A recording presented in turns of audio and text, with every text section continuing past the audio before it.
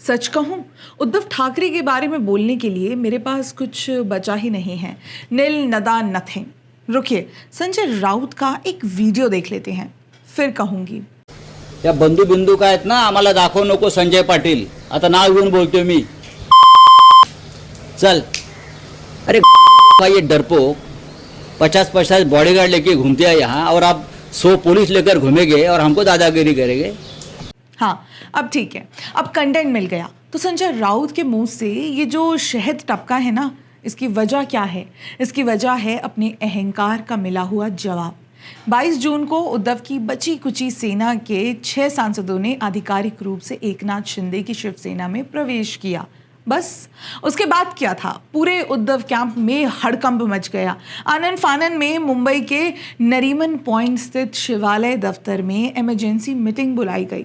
वहां का माहौल किसी हारी हुई फौज के खेमे जैसा था। घबराहट इतनी कि उद्धव ठाकरे बैठक में ये कहते सुने गए कि जिसे जाना है वो अभी चला जाए, मेरी मीटिंग में बैठकर बार बार दरवाजे की तरफ मत देखो। बात यही नहीं रुकी। खबर आई है कि उद्धव अब डैमेज कंट्रोल के लिए इन बागी सांसदों के निर्वाचन क्षेत्रों का दौरा करने वाले हैं। लेकिन ये कोशिश टू लेट टू लिटिल है। ये ठीक वैसे ही रिपीट पैटर्न है जैसा हमने 2022 में देखा था। इतिहास खुद को दोहराता रहा है, लेकिन उद्धव ठाकरे पुराना सबक सीखने को तैयार ही नहीं है। आप वर्क फ्रॉम होम वाले नेता बनकर किसी ज़मीनी ग्रास रूट पार्टी को नहीं चला सकते। इन सांसदों और विधायकों को सिर्फ एक चीज़ चाहिए थी, आपका समय, आपका ध्यान और आपकी उपलब्धता। लेकिन आप जब मातोश्री से बाहर ही नहीं निकले तो संवाद तो शून्य होना ही था। आज जब वो नेता आपका साथ छोड़ रहे हैं तो आपके सबसे वफादार सिपा सलाहकार मीडिया के सामने आकर उन्हें बिकाऊ कह रहे हैं। कमाल की बात है, जब तक वो आपके साथ थे तब तक वो बाला साहेब ठाकरे के सच्चे सैनिक थे, और जैसे ही उन्होंने आपका अहंकार देखकर किनारा किया वो गद्दार हो गए। और नुकसान सिर्फ ऊपर के स्तर पर नहीं हुआ है, ज़रा आंकड़ों पर नज़र डालिए।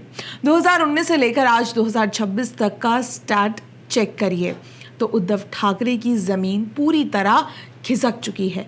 2022 में महाविकास अघाड़ी सरकार गिरने के दौरान ही 55 में से 40 विधायक एकनाथ शिंदे के साथ चले गए थे। हालिया संकट में बचे हुए विधायकों में से भी 3 से 4 विधायक इस नई आपातकालीन बैठक से नदारद रहे। लोकसभा के कुल 19 सांसदों में से अधिकांश पहले ही जा चुके थे। हालिया झटके में उद्धव गुट के बचे हुए 9 लोकसभा सांसदों में से 6 ने अपना पाला ही बदल लिया। अब निचले सदन में उद्धव के पास केवल 3 सांसद बचे हैं। Mumbai BMC, Thane TMC, Kalyan Dombivli KDMC और नासिक एनएमसी जैसे बड़े नगर निगमों का हाल तो ये है कि यहाँ 75% से 80% पूर्व नगर सेवकों का बहुमत बहुत पहले ही उद्धव का साथ छोड़कर शिंदे गुट या बीजेपी में शामिल हो चुका था। उदाहरण के लिए ठाणे में तो लगभग पूरे के पूरे 60 से ज़्यादा पूर्व नगर सेवक के एक साथ शिंदे के साथ चले गए थे। कल्याण डोंबिवली में शिंदे गुट ने 53 पूर्व नगर सेवकों का अपना अलग मजबूत ब्लॉक बना लिया था। मुंबई बीएमसी में भी जहां पिछले नगर सेवकों का एक बड़ा हिस्सा पहले ही टूट चुका था, वहीं ताज़ा ऑपरेशन टाइगर के बाद बचे कुचे 40 और पूर्व नगर सेवकों को अपने पाले में लाने के लिए शिंदे और बीजेपी ने चक्रव्यूह तैयार कर दिया है। और ज़मीनी हकीकत देखनी हो तो कल की ही बात कर लें। वसई विरार क्षेत्र में 50 से अधिक शाखा प्रमुखों और स्थानीय पदाधिकारियों ने एक मुश्त पार्टी छोड़ दी। ये आंकड़े गवाही दे रहे हैं कि जब पूरी की पूरी शाखा ही खाली हो जाए तो पार्टी केवल बयानों में बचती है, बूथ पर नहीं। और इस सब के बीच हमारे संजय राउत साहब की आक्रामकता देखिए। शिंद फडणवीस के ऑपरेशन टाइगर के जवाब में राउत ने अब ऑपरेशन तुड़वा की घोषणा कर दी है। वो ऑन कैमरा बागी सांसदों को चेतावनी दे रहे हैं कि अब हम शांत नहीं बैठेंगे, इन्हें सबक सिखाएंगे, इनका ऑपरेशन तुड़वा करेंगे। लेकिन राउत साहब, क्या सिर्फ धमकियां देने और अपशब्द कहने से संगठन बचते हैं? टूटते हुए घर को संभालने के बजाय आप छोड़कर जाने वालों को और दूर धकेल रहे हैं। अब जरा सिक्के के दूसरे पहलू को देखिए, देवेंद्र फडणवीस और एकनाथ शिंदे की रणनीति।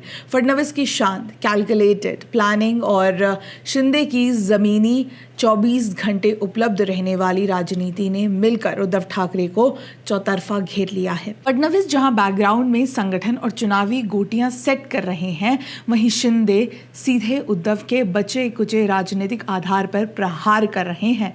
यहां मुझे अपने पुराने वीडियो की याद आती है जिसमें हमने सवाल उठाया था, असली शिवसेना किसकी? उसका जवाब आज भी वही है जो तब था, जिसकी विचारधारा उसकी शिवसेना। बाल ठाकरे ने जिस कट्टर हिंदुत्व, राष्ट्रवाद और जमीनी कार्यकर्ता के सम्मान पर इस संगठन को खड़ा किया था, वो विचारधारा आज उद्धव ठाकरे के कांग्रेस एनसीपी गठबंधन के साथ जाने और बंद कमरों की राजनीति करने से कहीं दूर जा चुकी है। ये विचारधारा आज पूर्ण रूप से एकनाथ शिंदे और महायुति के साथ खड़ी दिखाई दे रही है।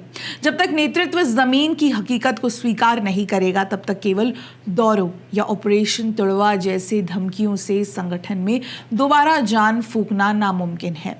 उद्धव जी, हमारी राइटर की बात मानिए, अब शिवसेना का संजय सेना नाम रख दीजिए, क्योंकि अब आप 4 ही बचे हो। बैठकर चोर पुलिस खेलना, आप संजय राउत, आपके पुत्र और संजय के भाई सुनील राउत, मज़ा आएगा।